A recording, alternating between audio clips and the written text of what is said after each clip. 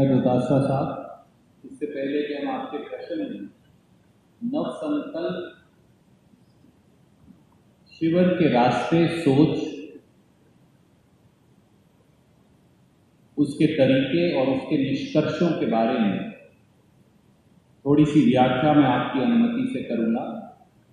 सबसे पहले तो भारतीय राष्ट्रीय कांग्रेस की ओर से हम धन्यवादी हैं राजस्थान प्रदेश कांग्रेस कमेटी के भी, राजस्थान के मुख्यमंत्री आदरणीय गहलोत साहब और उनके मंत्रिमंडल के सब सहयोगियों के भी, कि उन्होंने उदयपुर की ऐतिहासिक धरती, जिसने हमेशा एक नए इतिहास की संरचना की है, त्याग, बलिदान और संघर्ष की शुरुआत और उसका पटाक्षेप कभी न कहीं इस धरती के कण कण में, वहां पर यह मौका दिया कि देश और कांग्रेस दोनों के लिए एक नई शुरुआत उदयपुर की महान धरती से हुई। जैसा गहलोत साहब ने कहा, भारतीय राष्ट्रीय कांग्रेस का रास्ता और हमारे कण कण में राष्ट्रवाद है। राष्ट्र धर्म हमारी एकमात्र भक्ति रही है, आजादी से पहले और आजादी के बाद। राष्ट्र के लिए बलिदान की परिपाटी कांग्रेस का इतिहास भी है, वर्तमान भी और भविष्य भी। और आज देश में, दिल्ली में बैठी देश की सरकार ने इस देश के संविधान और देशवासियों दोनों पर हमला बोल रखा है। सच्चाई यह है कि देश राजनीतिक, सामाजिक और आर्थिक संक्रमण काल से गुजर रहा है। ऐसे में आजादी के आंदोलन के कोख से जन्मी भारतीय राष्ट्रीय कांग्रेस को एक बार फिर संविधान की रक्षा, देशवासियों के हकों की रक्षा और उनके लिए लड़ाई की परिपाटी पर खरा उतरना होगा। यह हमारा दायित्व भी है और यह वक्त की मांग भी है। और इसीलिए देश की अपेक्षाओं के अनुरूप आत्मचिंतन, देश की अपेक्षाओं के अनुरूप आत्म मंथन और आत्म अवलोकन करने के लिए 13, 14 और 15 मई को उदयपुर का नव संकल्प शिविर का आयोजन किया गया है। राष्ट्र धर्म की कसौटी पर नव संकल्प क्यों, ये एक सवाल है जो आम जनमानस भी और मीडिया के साथी हमसे पूछते हैं। साथियों, 6-7 महत्वपूर्ण बिंदु हैं जिनकी तरफ आपका मैं ध्यान आकर्षित करूंगा। आज भारत भयावह आर्थिक असमानता का शिकार है। देश के 142 सबसे अमीर लोगों की संपत्ति एक साल में 30 लाख करोड़ बढ़ गई, परंतु देश के 84% घरों की आय और तनख्वाह गिर गई या कम हो गई। 15-15 लाख तो खाते में आए नहीं। जो पैसा बचत का था वो आम जनमानस का, वो भी लूट गया। दूसरा पहलू, गर्त में गिरती अर्थव्यवस्था के चलते भारत का रुपया अब बेदम सा बिकता है। 75 साल का रिकॉर्ड आज टूट गया।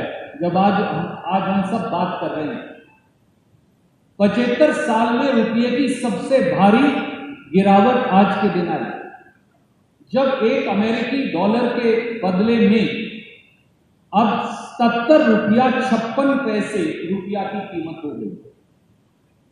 अर्थव्यवस्था चलेगी कैसे?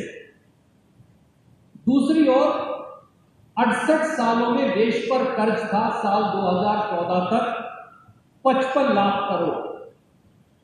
8 साल बाद, दिल्ली के हुक्मरानों की सत्ता के 8 साल बाद 2022 में वो कर्ज हो गया 135 लाख करोड़। 68 साल में 55 लाख करोड़, 8 साल में बढ़कर हो गया 135 लाख करोड़। मोदी सरकार हर रोज मुझ पर, हम सब पर, आप पर, आपके दर्शकों और पाठकों के सर पर 4000 करोड़ रुपया कर्ज हर रोज लेती। हर हिंदुस्तानी पर 1 लाख रुपए का कर्ज अकेली भारत सरकार ने चढ़ा दिया। तीसरा पहलू, महंगाई और मोदी सरकार दोनों ने मिलकर जनता का जीवन नर्क बना दिया। साल 2014 में कांग्रेस के समय जो सिलेंडर 410 रुपए का था, आज वो 1000 रुपए का। साल 2014 में जो पेट्रोल 71 रुपया लीटर था, आज वो 105-106 रुपया लीटर हो गया है। जो डीजल 2014 में 56 रुपया लीटर था किसान का ईंधन, आज वही 97 रुपया लीटर हो गया है। अकेले पेट्रोल और डीजल पर टैक्स लगा मोदी सरकार और भाजपा ने 27 लाख करोड़ तो कमाया, पर देशवासियों को क्या मिला? सवाल ये। यही हाल आटा, दाल, खाने का तेल, सब्जी, टूथब्रश, शैम्पू, टीवी, फ्रिज, हर रोजमर्रा की जरूरत की वस्तु का। चौथा पहलू, देश का युवा बेरोजगारी के घिनौने साए में आज संघर्षरत है। पहली बार देश के इतिहास में, शायद 45 वर्षों में, इतनी भयंकर बेरोजगारी है। सरकारी आंकड़े भी 8% बेरोजगारी बताते हैं, पर स्थिति जमीन पर और ज्यादा भयावह है।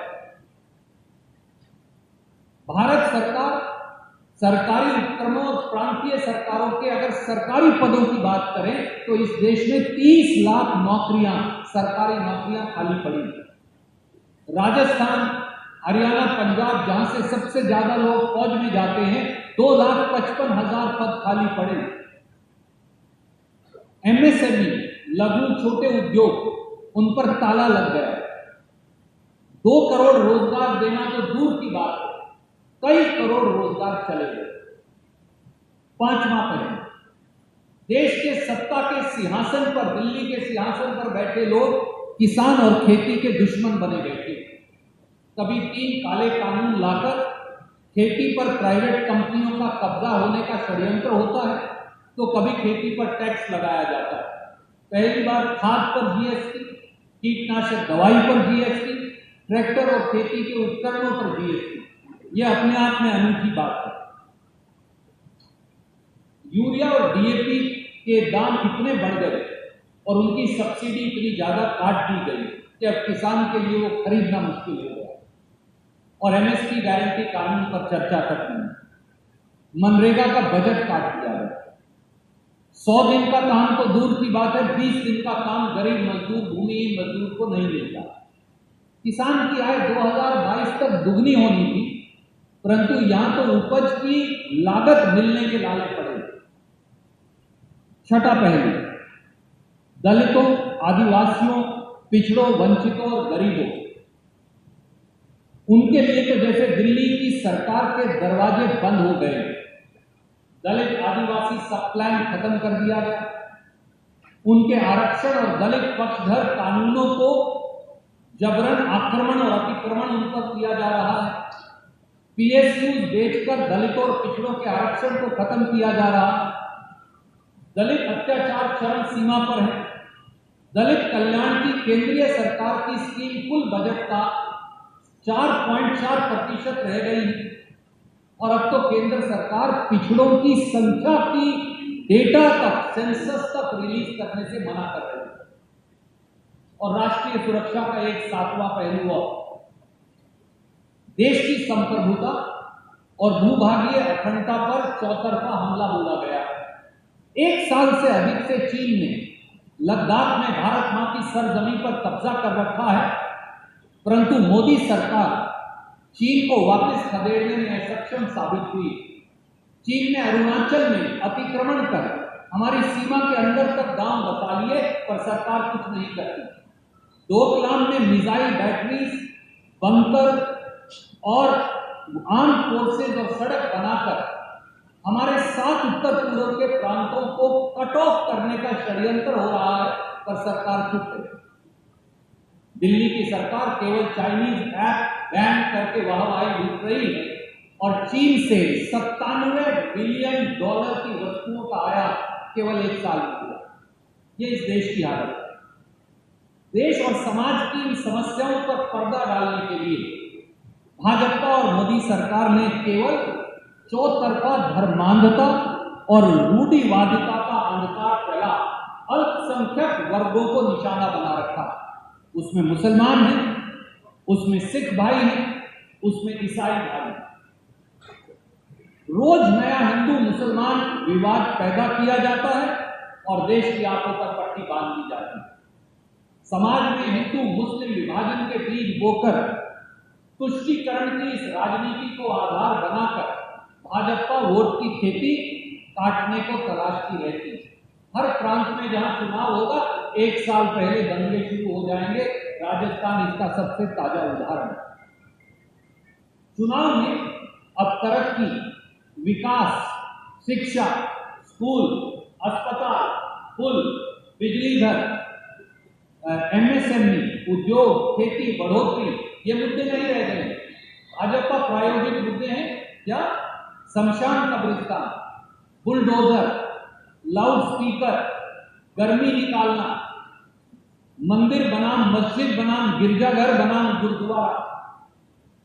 आप क्या खाएंगे, क्या कपड़े पहनेंगे, इसको लेकर विवाद। और दुर्भाग्य से भारतीय जनता पार्टी ने हमारे मीडिया के भाइयों के एक हिस्से को भी इस सारी साजिश के अंदर कहीं ना कहीं पिरो लिया और पूरे देश के अंदर आज एक विषैला माहौल पैदा किया जा रहा है।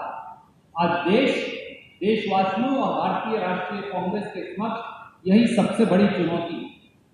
साथियों, क्या देश ऐसे चल सकता? क्या देश ऐसे तरक्की कर सकता? क्या देश ऐसे आगे बढ़ सकता? क्या भविष्य के भारत का निर्माण हिंदू मुसलमान के बंटवारे के आधार पर होगा? क्या भविष्य के भारत का निर्माण जातिगत बंटवारे और आर्थिक भेदभाव के आधार पर होगा? क्या ये गांधी का भारत है? क्या ये नेहरू, पटेल, बिस्मिल, आजाद, बोस, राजेंद्र प्रसाद, भगत सिंह, अशफाक उल्लाह खान का भारत हो सकता है? ये कुछ सवाल है जो आज हम सबके सामने, और कांग्रेस का संगठन भी हमें भी परिवर्तन करने की आवश्यकता है। इसलिए आज जब देश इन वेदनाओं में डूबा हुआ है, तो स्वाभाविक है कि कांग्रेस पार्टी इन चिंताओं के प्रति अपने दायित्वों का निर्वहन करे। इसलिए नवसंकल्प चिंतन शिविर, हम जानते हैं कि देश को भारतीय राष्ट्रीय कांग्रेस से अपेक्षाएं, हम जानते हैं कि हमारे अंदर त्रुटियां हैं, हम जानते हैं कि हमारे अंदर कमियां हैं, हम जानते हैं कि हमें अपना विचार और संगठन दोनों में और सुधार करने की जरूरत है। हम जानते हैं कि हमें बदलती परिस्थितियों के अनुरूप अपने आप को पुनर्ढालना होगा और अपने आप में तब्दीलियां करनी होगी। इसीलिए इस विचार के साथ इस चिंतन शिविर का आयोजन किया गया है। यहाँ से जो निष्कर्ष निकलेगा उदयपुर की, राजस्थान की वीरों की धरती से, वो न केवल भारतीय राष्ट्रीय कांग्रेस को वर्तमान परिस्थितियों और चुनौतियों से आगे बढ़ने की दिशा देगा, परंतु देश के उज्जवल भविष्य का निर्माण भी करेगा, ऐसा हमारा विश्वास है।